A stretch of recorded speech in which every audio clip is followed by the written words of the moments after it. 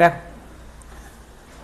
একটু স্যার ছোট্ট করে আবার ওখানে যেখানে দিল্লি ষড়যন্ত্র মামলা আছে ওখানেই এক্সট্রাগুলো লিখে রাখবে। বলছিল কি হয়েছে স্যার এই দিল্লি ষড়যন্ত্র মামলার সাথে স্যার বুঝতে গেলে একটু ব্যাকগ্রাউন্ডে গিয়ে পাঞ্জাবের ঘটনা বুঝতে হবে। ঠিক আছে, চলো একটু পাঞ্জাব থেকে শুরু করি। তাকাও মন দিয়ে তাকাও।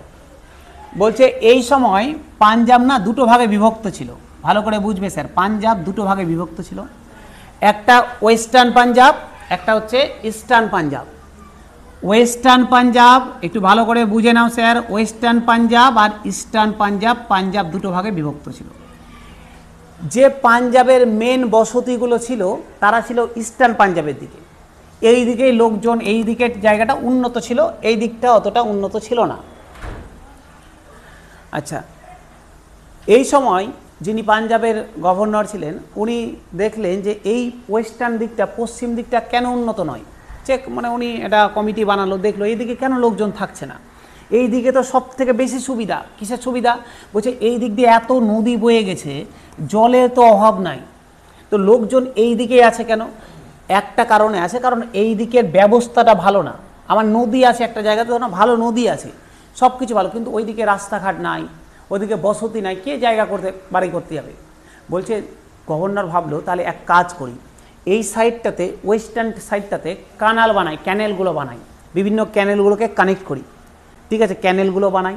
তো এখানে এই ওয়েস্টার্ন দিকে প্রচুর ডেভেলপমেন্টের কাজ হলো। দেখো এই সাইডে লোকজন বসবাস করতো, এই দিকটা অতটা উন্নত ছিল না, এই সাইডটাতে প্রচুর ক্যানেল তৈরি হলো, প্রচুর ক্যানেল তৈরি হলো।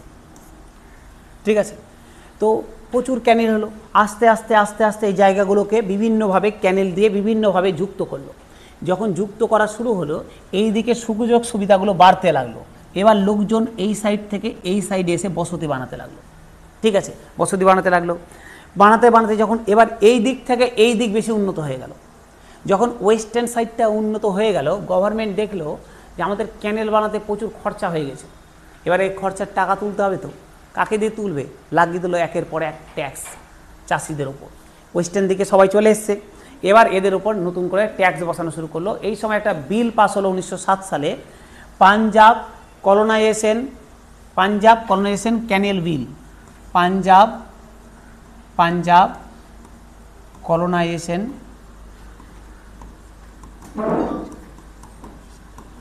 কানাল বিল, এটা পাস হলো 1907 সালে। এই বিল লাগিয়ে দিয়ে ওরা বললো যে না দেখো, এক তো ট্যাক্স চাপিয়ে দিল প্রচুর, আর দ্বিতীয়ত বলে দিল এই জমিগুলোর উপরে, ধরো আমি এখানে এসে বাড়ি করেছি, বলছি এটা কোনো একটা কৃষকের বাড়ি, বলছে এই বাড়িতে, এই যে বাড়িটা তার যে জমি জায়গা, বলছে এর উপরে তার কোনো মালিকানা অধিকার থাকবে না। মানে ওই কৃষকটা যখন মারা যাবে, তার যদি সন্তান না থাকে তাহলে ওটা ডিরেক্ট চলে যাবে ইংরেজদের কাছে, সত্যবিলোপ নীতির মতো, বলছে ডিরেক্ট চলে যাবে ইংরেজদের কাছে।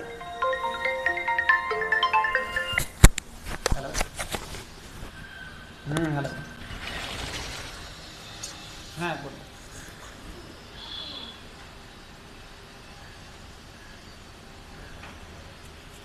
তো ওদের মানে 1 মাস পার হয়ে মানে 1.5 মাস চলছে, 1 মাস পার হয়েছে।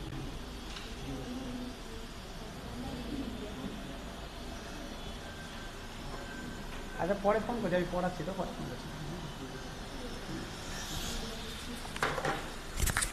চলো, ওই বোঝা গেল স্যার। তাহলে পাঞ্জাব কলোনাইজেশন এই ক্যানেল বিলের মাধ্যম দিয়ে ওরা ঠিক করে দিল যে এদের এক তো ট্যাক্স দিতে হবে, আর দ্বিতীয়ত জমির মালিকানা থাকবে না। যদি কেউ মারা যায়, তার যদি সন্তান না থাকে, ওই জমি বিক্রি করতে পারবে না, ওই জমি চলে যাবে ডিরেক্ট হচ্ছে কি ইংরেজদের কাছে, মানে সত্যবিলোপ নীতির মতো অনেকটা।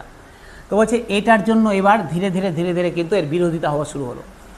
ট্যাক্স পয়েন্ট তো তাও চাষিরা বলছিল ঠিক আছে ট্যাক্স দিয়ে দেবো, বিরোধিতা করা শুরু করলো। বলছে এই বিরোধিতাগুলো বিভিন্ন পত্রপত্রিকায় পাবলিশ হতে লাগলো, প্রচুর পত্রপত্রিকা পাবলিশ হতো। তার মধ্যে 2-1টা নাম খুব ইম্পর্টেন্ট, একটা হচ্ছে পাঞ্জাবি পত্রিকা।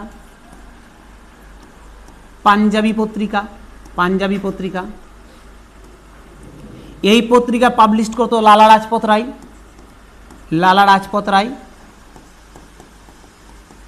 এই পত্রিকা পাবলিশ করতো লালা রাজপত রায়।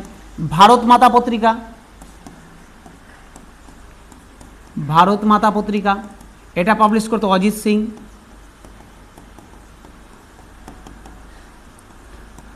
অজিত সিং। তাহলে এরকম প্রচুর পত্রিকা পাবলিশ হতো, তার মধ্যে ইম্পর্টেন্ট দুটো পত্রিকা, এই পত্রিকাগুলোতে এই যে পাঞ্জাব কলোনাইজেশন ক্যানেল বিল এর বিরোধিতা করা শুরু হলো, চাষিদের ওপর যে বাড়তি ট্যাক্স চাপাচ্ছে সেইগুলোকে লোকজনের সামনে আনা শুরু হলো, প্রচুর বিরোধিতা, চারদিক থেকে পাঞ্জাবে প্রচুর বিরোধিতার ঝড় বয়ে গেল। এবার ব্রিটিশরা করলো কি, ব্রিটিশরা এই যে লালা লাজপত রায়, অজিত সিং, আরও যারা লিডার ছিল এদেরকে তুলে নিয়ে বার্মা, মায়ানমারের যে জেল ছিল ওই বার্মার জেলে পাঠিয়ে দিল এদেরকে তুলে। ঠিক আছে, এবার এদেরকে যখন তুলে পাঠিয়ে দিল, এবার চারিদিকে প্রচুর ঝড়, পাঞ্জাব, গোটা পাঞ্জাব একদম আন্দোলনে নেমে গেছে, না আমরা কোনো এরকম বিল মানবো না, আমরা এরকম কোনো ধরনের কোনো কিছু মানবো না, প্রচুর বিলে নেমে। দেখবে পাঞ্জাবরা অটোমেটিক কিন্তু ওরা কিন্তু কৃষি নিয়ে খুব সিরিয়াস। আমরা ওয়েস্ট বেঙ্গলে আমরা কৃষি করি, ওই ধরো জমি আছে 2 বিঘা, 2 বিঘা জমিতে ধান লাগালাম মিলাম, পাঞ্জাবে কিন্তু এরকম কৃষি হয় না। পাঞ্জাবে যারা কৃষক আছে ওরা কিন্তু কোটিপতি, পাঞ্জাবের কৃষক কিন্তু আমাদের মতো গরিব কৃষক না, ওরা কিন্তু কোটিপতি। এক একজনের কাছে 100 বিঘা জমি, কারো কাছে 50 বিঘা, এবং ওরা প্রফেশনালি চাষ করে। আমাদের মতো নয় চল লাগালাম হলো না হলো এরকম ব্যাপার না। দেখবে যখন 2019 সালে কৃষক বিল নিয়ে এসেছিলো গভর্নমেন্ট, এত আন্দোলন হলো কৃষক বিল এমএসপি তোলার জন্য, দেখবে মেন যারা কৃষক ছিল, যারা আন্দোলন করছিল তারা কিন্তু পাঞ্জাব হরিয়ানার কৃষক। আমাদের ওয়েস্ট বেঙ্গল থেকে কটা কৃষক গেছিল, সব পাঞ্জাব হরিয়ানার, কারণ ওরা কিন্তু যথেষ্ট বড় মাপের লিডার এবং ওরা অনেক বড় বড় সম্পত্তির অধিকারী এবং যথেষ্ট সম্ভ্রান্ত ফ্যামিলি। তো এর পাঞ্জাবে কিন্তু কৃষি বরাবরই কিন্তু একদম প্রাচীন সময় থেকে এরা কিন্তু যথেষ্ট স্ট্রং কৃষিতে। তো এখানে আফিং, এখন তো পাঞ্জাব আফিংয়ের জন্য, ড্রাগসের জন্য মানে বদনাম হয়ে গেছে, কিছু করার নেই।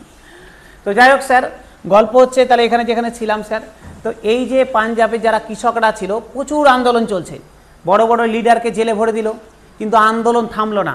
গল্প হচ্ছে আন্দোলন থামলো না, ব্রিটিশরা বাধ্য হলো এই বিল তুলে নিতে, ব্রিটিশরা বাধ্য হলো ট্যাক্স কমিয়ে দিতে।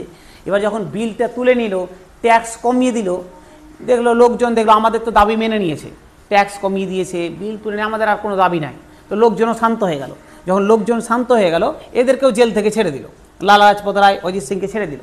এরা বাইরে যখন আসলো, বাইরে এসে এবার এরা আবার আন্দোলন করা শুরু করলো, কিন্তু লোকজন আর সাথ দিচ্ছে না, লোকজনে তো হয়ে গেছে কাজ, আমি তো কৃষক, আমার যেটা নিয়ে দাবি ছিল যে আমাকে ট্যাক্স কমিয়ে দিতে হবে, ব্রিটিশরা ট্যাক্স কমিয়ে দিয়েছে, এবার আমি যখন তোমাকে ও লিডার ও বাইরে আসলো, বলছে না আবার আন্দোলন করতে হবে, ওইটুকু ট্যাক্স দিব না, বলছে না থাক, আমাদের মিটে গেছে, আমরা অত আন্দোলনে যেতে পারবো না।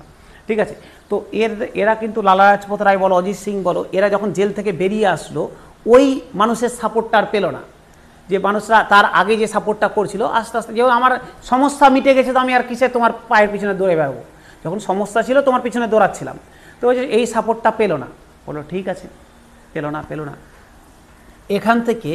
এখান থেকে এবার ধীরে ধীরে জিনিসটা এবার অন্যদিকে টার্ন নেওয়া শুরু হলো।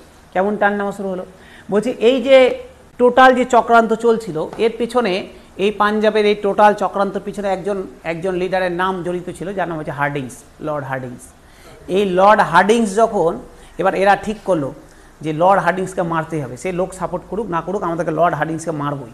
বলো ঠিক আছে। লর্ড হার্ডিংস যখন বেরালো, এই গাড়ি নিয়ে ওর অফিস থেকে বেরাচ্ছে, এরা রেডি ছিল, রাসবিহারী বসু দেখো ওখানে দেখাচ্ছে, সচিন সানোয়াল, এরা রেডি ছিল। এরা যখন তোমার বেরাচ্ছে, এরা বোম হত্যা করলো, বোম ছুড়ে দিল লর্ড হার্ডিংসের উপর। কোথায়? এটা দিল্লির ঘটনা। ঠিক আছে, দিল্লি থেকে বেরাচ্ছে, বোম ছুড়ে দিল তার গাড়িতে।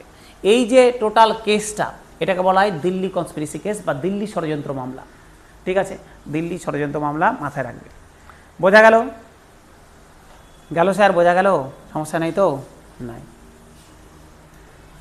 তাহলে দিল্লি ষড়যন্ত্র মামলা, স্যার দিল্লি ষড়যন্ত্র মামলা বুঝে নিলাম।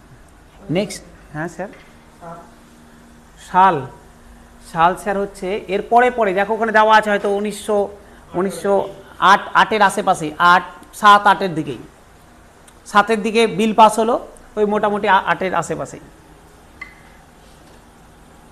এগুলো তো স্যার হয়ে গেছে, ক্ষুদিরাম বসু, কানাইলাল দত্ত, হাসি গল্প হয়ে গেছে, ভারত মাতা সোসাইটি, এই যে দিল্লি ষড়যন্ত্র মামলা বলে দিলাম। আচ্ছা, এই ভারত মাতা সোসাইটির সাথে আম্বা প্রসাদের নামটাও কিন্তু ইম্পর্টেন্ট, মুখস্থ রাখবে। আছি স্যার, হিন্দুস্তান রিপাবলিক অ্যাসোসিয়েশন 1924 সাল। এটা কি ছিল? আর অদ্ভুত সংস্থা স্যার, একদম মানে সংস্থার শেষ নাই তো, সংস্থার শেষ নাই, একদম সেরা সব সংস্থা তৈরি হয়েছে এই সময়। এইচআরে বলছে, এইচআরে যে সংস্থাটা ছিল স্যার, এটার মেন লিডার ছিল ওই যে এই তো এই সানোয়াল, একটু আগে পড়লাম না শচীন্দ্রনাথ সানোয়াল। শচীন্দ্রনাথ সানোয়াল এই ছিল এর মেন লিডার। কোথায় স্যার? এটাও ইউপিতে, ইউপি কানপুরে। ঠিক আছে, এখানে স্যার কি হলো, এখানে দেখো কি ঘটনা বলছে, এটার একটা লিডার ছিল জওহরলাল নেহরু। এদের উদ্দেশ্য কি ছিল? বলছে আমরা ব্রিটিশদের সাথে লড়াই করব, কিন্তু ওদের টাকাতেই। ভাবো, আমাকে মারবে আমার টাকাতেই। বলছে কেমন করে? বলছে আগে আমার বাড়িতে চুরি করবে, চুরি করে যে টাকাটা পাবে ওই টাকা দিয়ে হাতিয়ার কিনবে, কিনে আমাকেই মারবে। অদ্ভুত সংস্থা। বলছে টাকা পাবো কোথা থেকে? মারার জন্য তো টাকা লাগবে, লোকজন লাগবে, বেতন দিতে হবে যারা আমার আন্ডারে কাজ করবে, হাতিয়ার লাগবে, বোম বানাতে টাকা লাগবে, টাকা পাবো কোথা থেকে? বলছে ওদের বাড়ি থেকে, ব্রিটিশদের বাড়িতে ডাকাতি করব, চুরি করব, চুরির টাকা দিয়ে লুটপাট করব, ওই টাকা দিয়ে হাতিয়ার কিনবো, তো ওদেরকে মারবো। ঠিক আছে, কোনো ব্যাপার নাই। এরা একটা দল বানালো HR-এ, হিন্দুস্তান রিপাবলিক অ্যাসোসিয়েশন। ঠিক আছে, এই দলের কাজ কি? মেন কাজ হচ্ছে ডাকাতি করব, টাকা লুট করব। বলো ঠিক আছে, চলে গেল ডাকাতি করতে। একটা ট্রেন এরা ঠিক করলো, একটা ট্রেন লুট করব, ট্রেন। ওই ট্রেনে ব্রিটেনরা আসবে, ওরা খবর পেয়ে গেছে আগে থেকে এই ট্রেনে প্রচুর হাতিয়ার ফাতিয়ার আছে, প্রচুর সম্পত্তি আছে, ট্রেনটা যাবে কানপুর হয়ে, লখনৌ হয়ে ট্রেনটা যাবে। একদম সিনেমার মতো প্ল্যানিং করলো, রাতের বেলা যাবে কানপুর হয়ে। ঠিক আছে, কাকুরি বলে একটা জায়গা আছে, মানে কাকুরি, ওখান দিয়ে যাবে ট্রেনটা, ওখান দিয়ে যাবে। এরা ঠিক করলো রাত্রেবেলা ওখানে যখন পাস হবে আমরা ট্র্যাকের উপরে একটা গাছ ফেলে রাখবো, মোটা গাছ। ট্রেনটা দাঁড়িয়ে যাবে, যখনই দাঁড়িয়ে যাবে গুলি ফুলি চালাবো, মেরে দেবো যারা গার্ড আছে, লুটপাট করে নেবো। বলো ঠিক। একদম রাত্রেবেলা গাছ ফেলে রেখেছে ট্র্যাকের উপর। ট্রেন আসছে, ট্রেন তো গাছ দেখে থেমে গেছে। যেমনি থেমে গেছে এরা একদম এলো পাথারও গুলি চালা শুরু করেছে, যারা গার্ড ফাট ছিল মারা গেছে। ঠিক আছে, এরা কিন্তু লুটপাট করেছে। এবার যতটা ভেবেছিল সম্পত্তি অতটা ছিল না, ভেবেছিল হয়তো প্রচুর সোনা আছে, এই আছে, অতটা ছিল না, টুকটাক যা পেয়েছে নিয়েছে, নিয়ে টিয়ে পালিয়ে গেছে। ওই যে আগের দিন মনে করে যখন ক্ষুদিরাম বসু পালাই, বলেছিলাম যে ভারতবর্ষের ইতিহাসে ধুতি আর চাদর খুব অশান্তি করেছে। ঠিক আছে, কারো পাড়াতে গিয়ে চাদর পড়ে গেছে, কারো পাড়াতে গিয়ে ধুতি খুলে গেছে, তো এগুলো হয়েছে খুব। তো এরাও এই সময় যখন ট্রেন ডাকাতি করে, রাত্রেবেলা তো ডাকাতি করে পালাচ্ছে, আবার তো ব্যাকআপ টিম চলে আসছে, পটাপট করে নিয়ে পালাতে হবে, পালাতে গেছে, কারো চাদর পড়ে থেকে গেছে, চাদর পড়ে থেকে গেছে। ওই চাদর দেখে এবার ব্রিটিশরা তদন্ত শুরু হলো, কে করেছে কে করেছে। আস্তে আস্তে আস্তে খোঁজ পেয়ে গেল যে HR-এ করেছে এই কাজটা, HR-এ করেছে, হিন্দুস্তান রিপাবলিক অ্যাসোসিয়েশন করেছে। বলো ঠিক আছে, অনেকজনকে গ্রেপ্তার করা হলো, তার মধ্যে 4 জনকে ফাঁসি দেওয়া হলো। 4 জনের ফাঁসি হলো, খুব ইম্পর্টেন্ট স্যার। কত? আচ্ছা, এই ট্রেন ডাকাতিটা কবে হয়েছিল একদম তারিখ সহ মনে রাখবে। ঠিক আছে স্যার, তারিখ সহ মনে রাখবে। 1905 সাল, 1905 সাল, ও সরি 1905 কেন বলছি, 1925 সাল, 1925 সাল 9 আগস্ট কাকুরি ট্রেন ডাকাতি। 1925 সাল 9 আগস্ট কাকুরি ট্রেন ডাকাতি, একদম তারিখ সহ মুখস্থ রাখবে, তারিখ সহ পরীক্ষায় দিয়েছে 9 আগস্ট। ফাঁসি হলো 4 জনের। কার কার স্যার? আশফাকুল্লার ফাঁসি হলো, রাজেন্দ্র লাহিড়ির ফাঁসি হলো, রোশন লালের ফাঁসি হলো, আর হচ্ছে রামপ্রসাদ বিসমিলের ফাঁসি হলো। 4 জনের ফাঁসি ঘোষণা করা হলো। এর মধ্যে 2টো নাম খুব ইম্পর্টেন্ট, এক হচ্ছে আশফাকুল্লাহ। আশফাকুল্লার নাম এই কারণে ইম্পর্টেন্ট, আশফাকুল্লাহ হচ্ছে প্রথম মুসলিম যার ফাঁসি হয়েছিল। পরীক্ষায় কোশ্চেন দিবে কোন ভারতীয় কোন প্রথম মুসলিম যিনি ফাঁসিতে উঠেছিলেন? আশফাকুল্লাহ। ঠিক আছে, প্রথম মুসলিম যার ফাঁসি হয়েছিল। আচ্ছা, আর হচ্ছে রামপ্রসাদ বিসমিলের নাম ইম্পর্টেন্ট, কারণ তেনার একটা বিখ্যাত উক্তি আছে, সরফরোশি কি তামান্না আমারে দিল মে হে, দেখনা হে বাজু ও কাতিল কিতনা কিতনা জোর মে হে, এরকম একটা ডায়লগ আছে, দেখবে সুন্দর। এটা হচ্ছে রামপ্রসাদ বিসমিলের। কিছুদিন আগে মমতা ব্যানার্জি, আবার ভিডিও রেকর্ডিং হচ্ছে, বলা উচিত না, কিছুদিন আগে স্যার মমতা ব্যানার্জি মঞ্চে গিয়ে বলছিল, এই ভাষণটাই দিচ্ছিল, সরফরোশি কি তামান্না আমারে দিল মে হে, বলেছে এটা কাজী নজরুল ইসলাম বলেছে, কিছুদিন আগে বলেছিল। লোকটা যদি বেঁচে থাকতো রামপ্রসাদ বিসমিল, কত দুঃখ হতো যে আমি ফাঁসিও নিলাম, এত বড় উক্তিও দিলাম, এটা কাজী নজরুলের উপরে চাপিয়ে দিল। এই 21শে জুলাই না কিসের সময় ভাষণটা দিয়েছিল, 21শে জুলাইয়ের মঞ্চে উঠে। ঠিক আছে, মুখে যা আসছে তাই বলেছে। হ্যাঁ হ্যাঁ, এটা তো রিসেন্ট। তো যাই হোক, বোঝা গেল স্যার। তো যাই হোক, এটা হচ্ছে কিন্তু ভেবে নিও না স্যার কারো ভাষণ শুনে কোনো লিডারের, যেটা বলে কাজী নজরুল ইসলামের উক্তি, এটা কিন্তু রামপ্রসাদ বিসমিলের উক্তি। ঠিক আছে, বোঝা গেল? বোঝা গেল স্যার। কেউ যদি কাট করে কোনো জায়গা দিয়ে দিল ভিডিও, তাহলে হয়ে গেল গল্প পরের দিন। আচ্ছা, আমার এখান থেকে এই কটা ইম্পর্টেন্ট, যে কত সালে হয়েছিল, 1925 সাল 9 আগস্ট, কাদের কাদের কাদের কাদের কাদের কাদের ফাঁসি হয়েছে, এই এদের ফাঁসি হয়েছে। একজন মুসলিম লিডার ছিলেন আশফাকুল্লাহ, প্রথম মুসলিম লিডার যারা ফাঁসি হয়েছে। আর হচ্ছে রামপ্রসাদ বিসমিল, তার বিখ্যাত উক্তি আমরা এখানে জানলাম। ঠিক আছে, ভালো কথা। আর কিছু না, এখানে চলে আসি পরে। বলছে এদের তো হয়ে গেল, এবার সংস্থাটাকে তো ব্যান করে দিয়েছে, সংস্থাটাকে তো ব্যান করে দিয়েছে যে আর এই সংস্থাতে কাজ করা যাবে না, এটা ব্যান করে দিয়েছে ব্রিটিশরা। এরা আবার চালাকি করে এবার তো 4 জনের ফাঁসি হয়েছে, বাকিরা তো এখনো বেঁচে আছে। এখানে কিন্তু জড়িত ভগৎ সিংহ, এই সংস্থার সাথে ভগৎ সিংহ কাজ করতো। তো বলছে এবার বাকিরা যারা বেঁচে আছে বলছে ঠিক আছে ওটা ব্যান করে দিয়েছো, এবার নামটাকে একটু চেঞ্জ করে দিই। বলছে মিডল একটা এস দিয়ে দিল, আগে ছিল HR-এ হিন্দুস্তান রিপাবলিক অ্যাসোসিয়েশন, এবার বললো HSR-এ হিন্দুস্তান সোশ্যালিস্ট রিপাবলিক অ্যাসোসিয়েশন, এটা নতুন সংস্থা। বাহ, খুব সুন্দর, ওটাকে ব্যান করেছে তো কী হয়েছে, নতুন বানালাম। বলছে এটার মেন যে ছিল লিডার তা হচ্ছে সে হচ্ছে গিয়ে তোমার হচ্ছে নাম কি ওর, ওই চন্দ্রশেখর আজাদ। চন্দ্রশেখর আজাদ হচ্ছে মেন লিডার, হচ্ছে চন্দ্রশেখর আজাদ। এই চন্দ্রশেখর আজাদের ছদ্মনাম লিখে রাখো হরিশঙ্কর ব্রহ্মচারী, লেখা থাকলে না থাকলে লিখে রাখো হরিশঙ্কর ব্রহ্মচারী, হরিশঙ্কর ব্রহ্মচারী।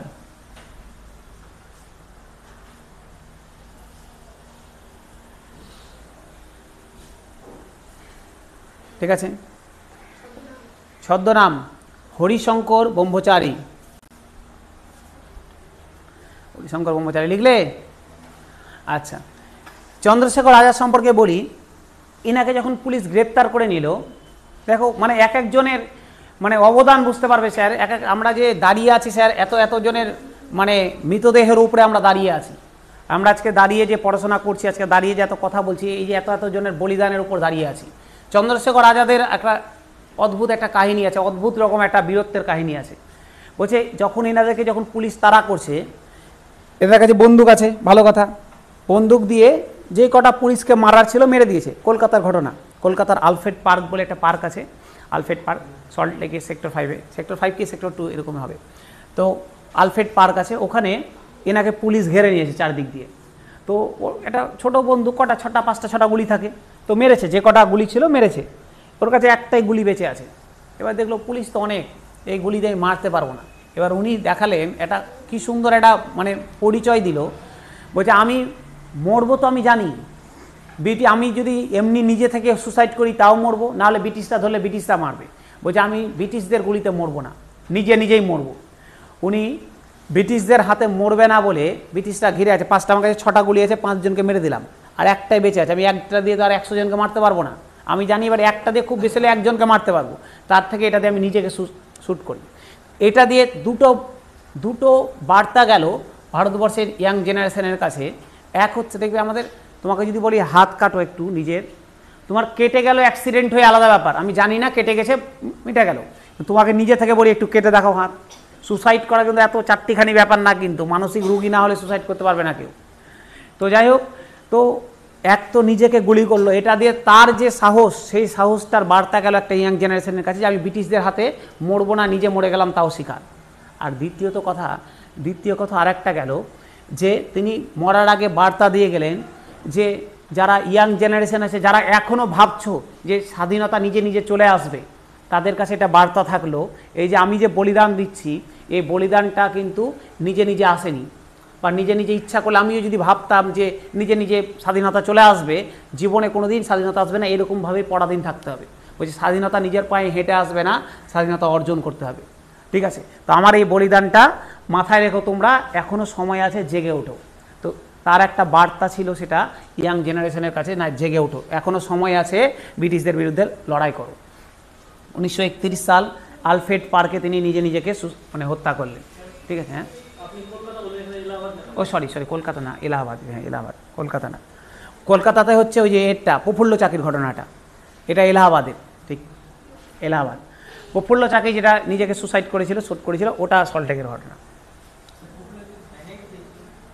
ওখানেই মানে সুসাইড করেছিল, সাইনাইড খেয়ে সুসাইড করেছিল আলফ্রেড পার্ক, ওখানে হচ্ছে কলকাতার ঘটনা ওটা, আর এটা হচ্ছে এলাহাবাদের ঘটনা। আচ্ছা, এখানকার সাথে জড়িত স্যার, শোনো, এখানকার সাথে জড়িত আরেকজন লিডার, সেটা হচ্ছে কি ভগৎ সিং। এই সংস্থারই একজন লিডার ছিলেন ভগৎ সিং। এবার আসি স্যার ধীরে ধীরে ভগৎ সিংয়ের গল্পতে। ঠিক আছে, আস্তে আস্তে ভগৎ সিংয়ে ঢুকে গেছি। ভারত মাতা সোসাইটি একটু আগে পড়লাম, ভারত মাতা সোসাইটির সাথেও কিন্তু ভগৎ সিং জড়িত ছিল। ঠিক আছে, বলছে ভগৎ সিং হয়ে ওঠার পিছনেও একটা বড় কাহিনী আছে, বড় মানে অনেক বড় কাহিনী আছে, একটু মন দিয়ে শোনো কাহিনী। বলছে চৌরি চৌরার ঘটনা মনে আছে, আমরা পড়ে নিয়েছি, কত সাল? 1922 সাল। 1922 সাল। 1922 সালে চৌরি চৌরার ঘটনা হয়েছে কত তারিখ?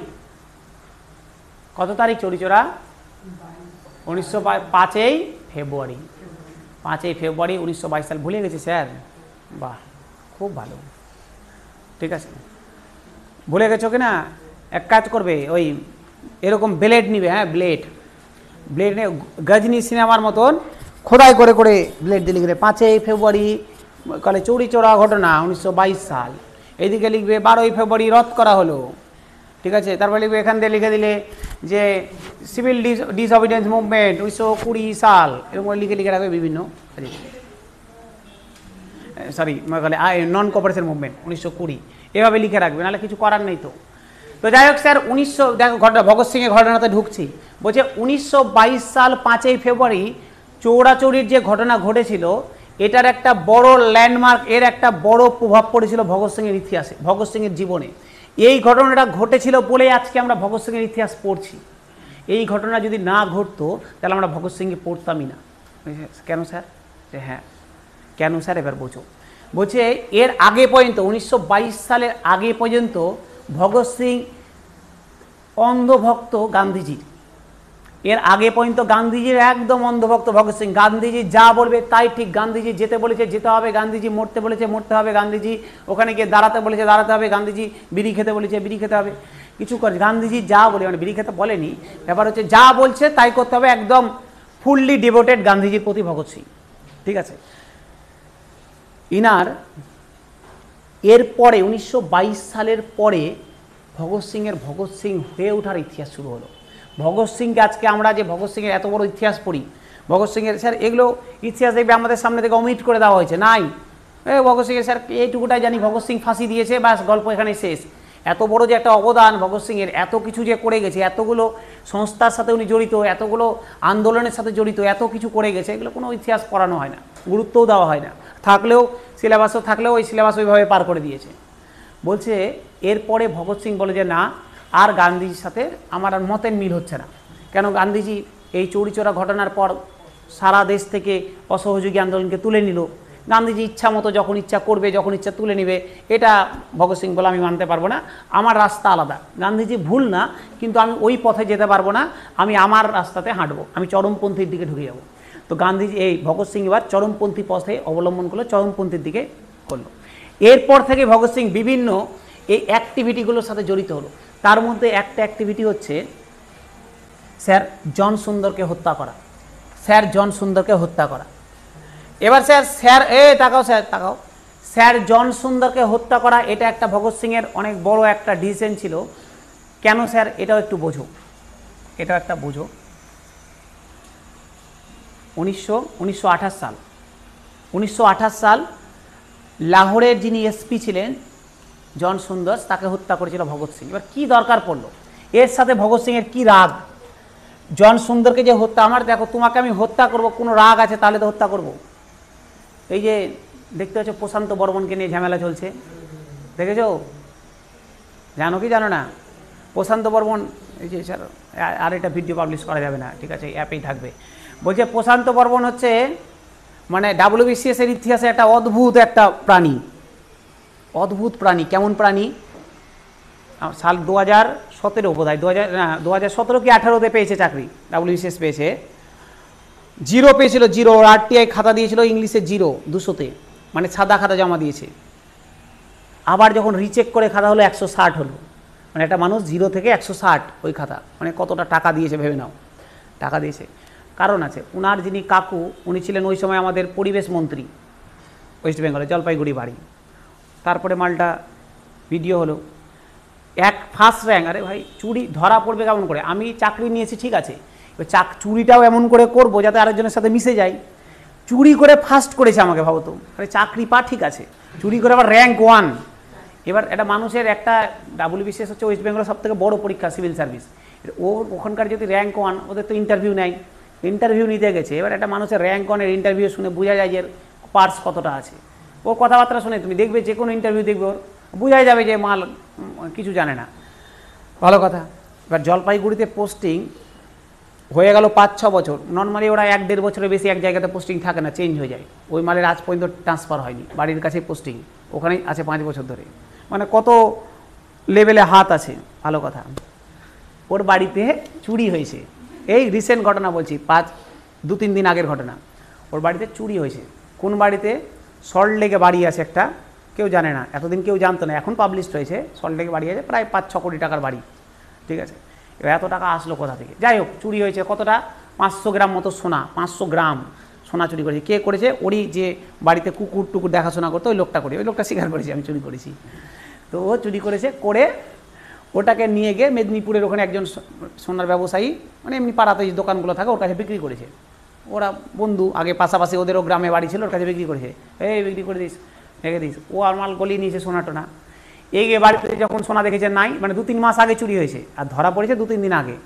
দেখেছে নাই, ওকে জিজ্ঞাসা করেছে, মেরেছে টেরেছে, ও বলেছে হ্যাঁ আমি চুরি করেছি, ওর কাছে বিক্রি করেছি। যার কাছে বিক্রি করেছে এবার ওকে এসে ধরেছে পুলিশ না, কিন্তু ওই যেহেতু ভিডিও পাওয়ার আছে, অ্যাকচুয়ালি তো হিসাব মতো এটা পুলিশের করা উচিত। ও নিজের দাদাগিরি দেখে ও স্বর্ণ ব্যবসায়ীটাকে তুলে ওকে আবার নিয়ে চলে গেছে ওর নিজের বাড়িতে। নিয়ে গিয়ে পরের দিন ওই ব্যবসায়ীটা মানে লাশ পাওয়া গেছে। এখন পর্যন্ত এটা আপডেট, লাশ পাওয়া গেছে। কে মারল? ওকে তুলে নিয়ে গেছে ওই, আর বাড়ি আসেনি, রাস্তাতে লাশ পেয়েছে। তো নিঃসন্দেহ এবার মালটা গেছে ফেসে।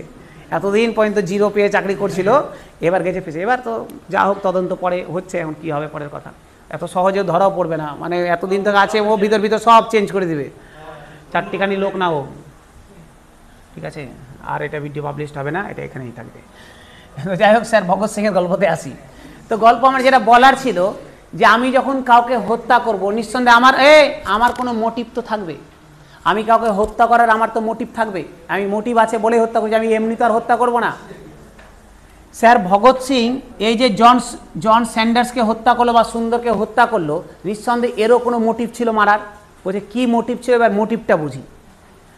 তাকাও স্যার, তাকাও, শুনে নাও, সব তো লিখাই আছে, একটু শুনো মোটিভ কী ছিল।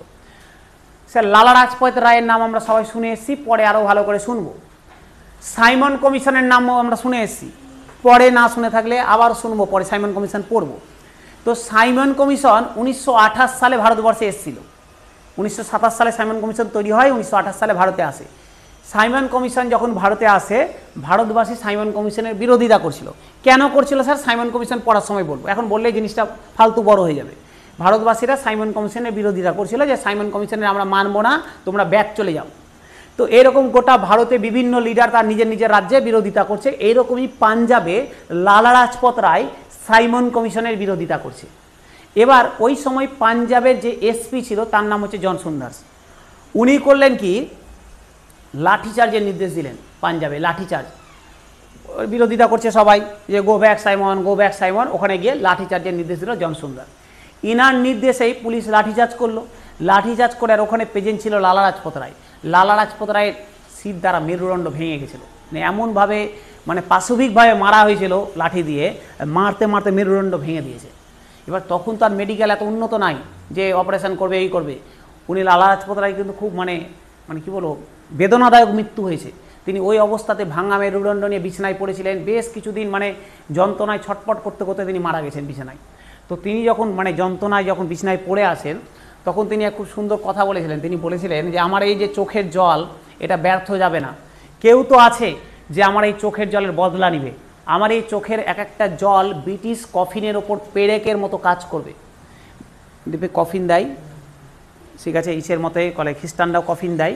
কফিন দিয়ে ওর ওপরে শুইয়ে দিল, দিয়ে ওর যে কাঠটা থাকে ওখানে পেরেক ঠুকে দেয় চারদিক দিয়ে।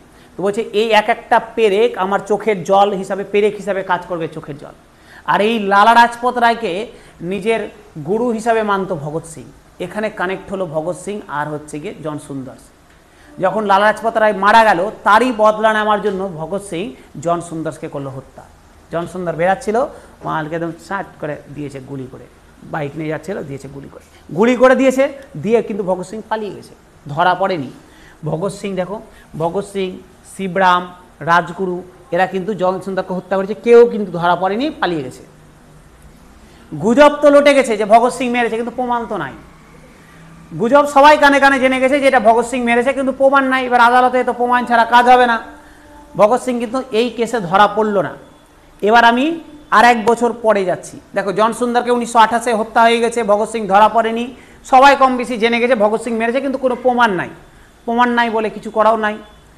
1929 সালে এবার ঘটনা কি হলো, 1929 সালে কি হলো, পার্লামেন্টের মধ্যে, ব্রিটিশ পার্লামেন্টের মধ্যে পাবলিক সেফটি বিল নিয়ে আলোচনা চলছিল, জনসুরক্ষা আইন নিয়ে আলোচনা চলছিল পার্লামেন্টের মধ্যে। ভগৎ সিং আর বটুকেশ্বর দত্ত, ভগৎ সিং এবং বটুকেশ্বর দত্ত দুজন ছদ্মবেশে ঢুকেছে পার্লামেন্টে, দাড়ি মোজ লাগিয়ে পাগড়ি ফাগড়ি লাগিয়ে পার্লামেন্টে ঢুকেছে। ঢুকে আলোচনা চলছে। এবার এখানে ধরে নাও পার্লামেন্টে যে স্পিকার বসে আছে, আর এরকম তোমরা যারা মেম্বার ওরা বসে আছে, মিডিলটা ফাঁকা, এরকম পাশে লোকজন সব দাঁড়িয়ে আছে পার্লামেন্টের ভিতরে। তো এরকম আলোচনা চলছে।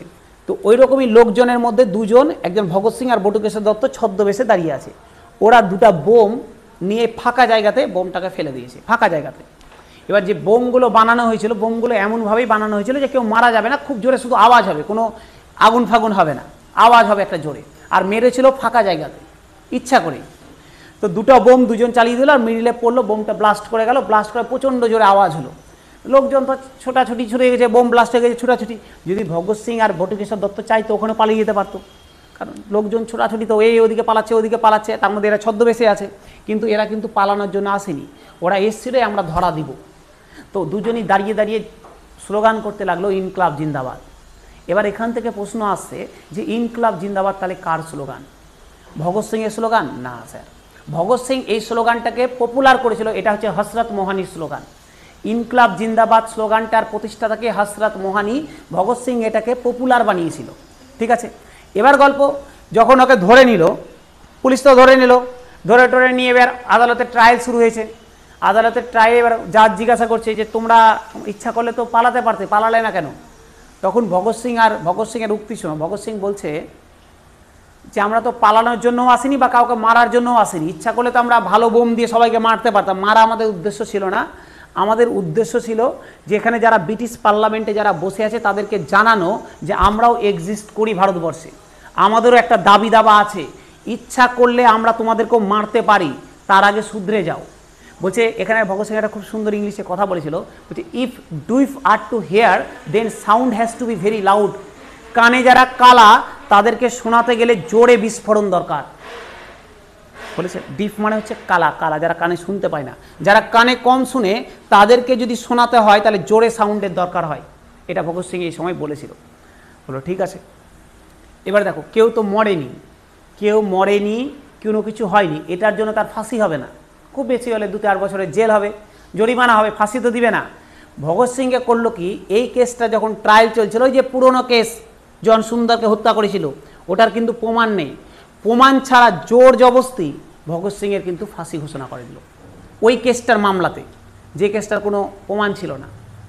চলছিল এই কেসটা চলতে চলতে এর সাথে ওটাকে মার্চ করে দিল, মার্চ করে দিয়ে দুটো কেসকে জোরালো করে দিয়ে ভগৎ সিং, সুখদেব এবং রাজগুরুর ফাঁসি ঘোষণা হলো। ঠিক আছে, ফাঁসি ঘোষণা হলো কবে, কত তারিখ স্যার ফাঁসি ঘোষণা হয়? কত তারিখ? 23শে মার্চ তো ফাঁসি হয়। ফাঁসি ঘোষণা হয়েছিল 14ই ফেব্রুয়ারি, আমরা যেদিন ভ্যালেন্টাইন ডে পালন করি। 14ই ফেব্রুয়ারি ভারতবর্ষের ইতিহাসে খুব খারাপ দিন।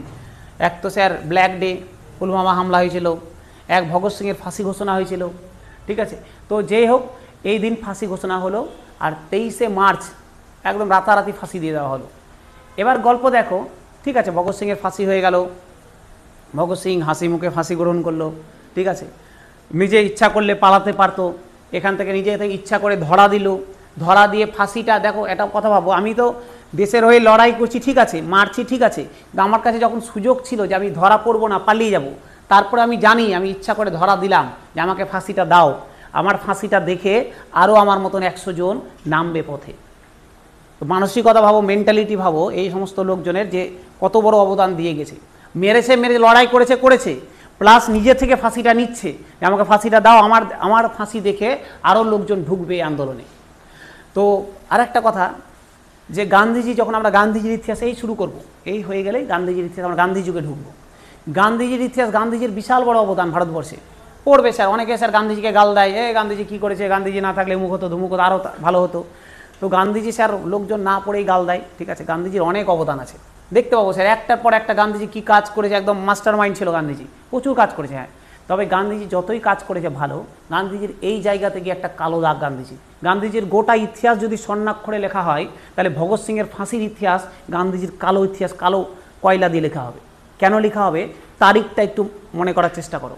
বললাম ফাঁসি ঘোষণা হয়েছে 12ই ফেব্রুয়ারি, ফাঁসি হয়েছে 23শে মার্চ, ফেব্রুয়ারি মাসের 14 তারিখ, সরি 12 তারিখ বলছি, 14 তারিখ ফাঁসি ঘোষণা, 23শে মার্চ ফাঁসি হয়েছে। মিডিলে 5 তারিখ মার্চ মাসের গান্ধীজির সাথে আরউইনের একটা চুক্তি হয়েছে। দেখো সময়টা বুঝো, গান্ধীজি ভগৎ সিংয়ের ফাঁসি ঘোষণা হয়ে গেছে, ফাঁসি এখনও হয়নি, মানে ভগৎ সিং জেলে ফাঁসির জন্য ওয়েট করছে, গোটা ভারতবাসী চিল্লাচ্ছে ভগৎ সিংয়ের যেন ফাঁসি না হয়, ঠিক আছে। এই সময় 5 তারিখ মার্চ মাসের গান্ধীজির সাথে আরউইনের একটা চুক্তি হলো, অদ্ভুত চুক্তি হয়েছিল গান্ধী আরউইন প্যাক্ট, আমরা যখন পড়বো তখন ডিটেলসে বলবো। একদম ব্রিটিশ প্রধানমন্ত্রী থেকে আরউইনকে একদম ফুল পারমিশন দিয়েছিল, গান্ধীজি যা চাইছে গান্ধীকে তাই দাও, যা চাইছে তাই দাও, কিন্তু গান্ধীজি যেন 1931 সালে ইংল্যান্ডে প্রেজেন্ট হয়, কারণ ওদের ওখানে ভোট আছে, সেকেন্ড রাউন্ড টেবিল কনফারেন্সের জন্য প্রেজেন্ট থাকে। তো গান্ধীজির কাছে এটা একটা মানে একদম বড় সুযোগ ছিল ভগৎ সিংয়ের ফাঁসি মুকুব করানো। গান্ধীজি যদি একবার বলতো আরউইনকে যে ভগৎ সিংয়ের ফাঁসি মুকুব না করলে আমি ইংল্যান্ড যাব না, একদম বাধ্য ছিল ব্রিটিশরা ফাঁসিটাকে মুকুব করার জন্য, কিন্তু বলা হয় গান্ধীজি এই প্রসঙ্গটা তুলেইনি মিটিংয়ে। বলছে এতটা পারমিশন দেওয়া হয়েছিল গান্ধীজিকে ওই সময়, আরউইনকে দিয়েছিল যে গান্ধীজি যা চাইছে, গান্ধীজি বলেছিল লবণ আইন মেনে নিতে হবে, লবণ সত্যাগ্রহ আমরা পড়বো, ঠিক আছে, সল্ট তোমার সত্যাগ্রহ পড়বো, তো লবণ আইন মেনে নিতে হবে, ডান্ডি মার্চ ছিল, আরও বিভিন্ন গান্ধীজির দাবি ছিল, প্রচুর দাবি ছিল, সব মেনে নিয়েছিল ব্রিটিশরা, কিন্তু ওই দাবির মধ্যে একটা দাবি এটা ছিল না যে ভগৎ সিংয়ের ফাঁসি মুকুব করা হোক। তো এটার জন্য গান্ধীজিকে পরে সবাই গালাগালি করেছিল, মানে সবাই বলতে লোকজন, গান্ধীজি যখন করাচি অধিবেশনে যায় লোকজন কালো ফ্ল্যাগ দেখাচ্ছিল গান্ধীজিকে যে তোমাকে থাকতে হবে, তোমাকে মানি না। তো গান্ধীজির এটা একটা খুব খারাপ ইতিহাস এই সময়টা। তো যাই হোক, যখন আমরা গান্ধীজি পড়বো তখন গান্ধীজির রেসপেক্টে বলবো গান্ধীজি কেন এটাকে তুলেনি, তো তার সময় তার কথা করে বলবো। তো যাই হোক স্যার, এই 1929 সালে 23শে মার্চ এর ফাঁসি হলো, ভগৎ সিংয়ের ফাঁসি হলো, ঠিক আছে, আমরা তার ইতিহাস পড়লাম, কোনো অসুবিধা নেই।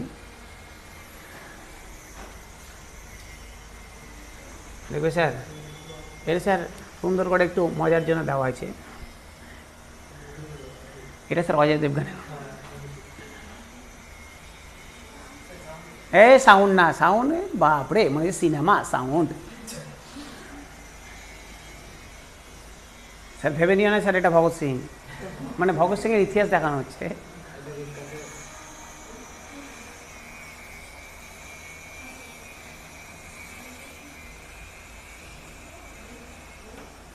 ভগৎ সিংয়ের লাশও দেওয়া হয়নি জানো, ভগৎ সিংয়ের লাশও দেওয়া হয়নি, মানে ওর মা বাবাকে যে লাশটা দিবে মৃত্যুর পর, লাশটাও দেওয়া হয়নি। ভগৎ সিংয়ের রাতারাতি মৃত্যু হয়েছে, রাত্রেবেলা কিন্তু ফাঁসি দেওয়ার নিয়ম নাই, রাতারাতি মৃত্যু হয়ে লাশটাকে টুকরো টুকরো করে কেটে বস্তাতে বেঁধে সমুদ্রে ফেলে দিয়েছিল যাতে করে লাশটাও না পায়।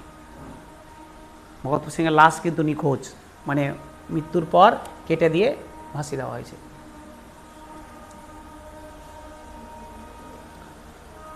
যাই হোক, আর কি বলা যাবে।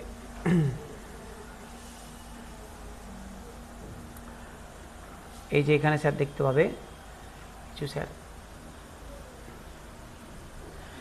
দেখো 1900 এই কোথায় গেল, যা বললাম তাই লেখা আছে। 1929 সালে লাহোর ষড়যন্ত্র মামলা শুরু, আচ্ছা হ্যাঁ, এবার গল্প স্যার, এই যে ঘটনাটা বললাম, এটা লাহোর ষড়যন্ত্র মামলা নামে পরিচিত, লাহোর ষড়যন্ত্র মামলা নামে এটা পরিচিত। 1929 সালে লাহোর ষড়যন্ত্র মামলা শুরু হয় এবং 1931 সালে 23শে মার্চ ভগৎ সিং, রাজগুরু, সুখদেবের ফাঁসি হয়। ইনকলাব জিন্দাবাদ স্লোগানটি দেন হযরত মোহানি, জনপ্রিয় করেন ভগৎ সিং, একটু আগেই বললাম। 1926 সালে তিনি নৌজওয়ান সভা প্রতিষ্ঠা করেন।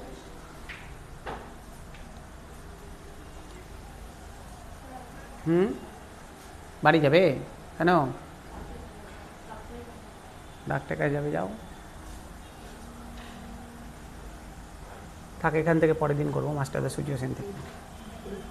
কিছু করার নেই স্যার, মানে একটু টাইম লাগছে, কিন্তু এদের ইতিহাস না জেনে গেলে স্যার ইতিহাস পড়ানোর মানেটাই মানে সার্থকতা থাকবে না।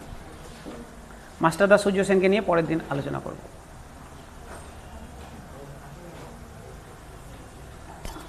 চলো পটাশ করে একটু বাইরে যাবে।